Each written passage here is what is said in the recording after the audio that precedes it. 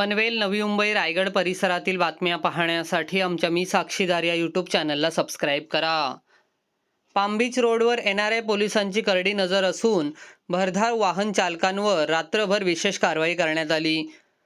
नवी मुंबईतील palm beach रोडवर वाढते रस्ते अपघातांच्या घटनांच्या पार्श्वभूमीवर एनआरआय पोलिसांनी वाहतूक नियमांचे उल्लंघन करणाऱ्या वाहन चालकांविरोधात विशेष मोहीम सुरू केली आहे.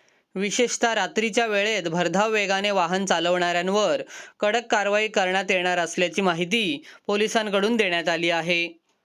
पाम बीच रोडवर रात्रीच्या वेळी वेग मर्यादा ओलांडून वाहन चालवणाऱ्या चालकांची संख्या वाढत असल्याने अपघातांचे प्रमाणही चिंताजनकरित्या वाढले आहे.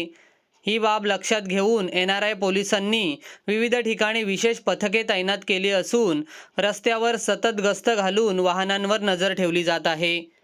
वेगाने वाहन चालवणे, बेदरकार ड्रायव्हिंग तसेच वाहतूक नियमांचे उल्लंघन करणाऱ्या चालकांविरोधात तात्काळ दंडात्मक कारवाई केली जाणार आहे.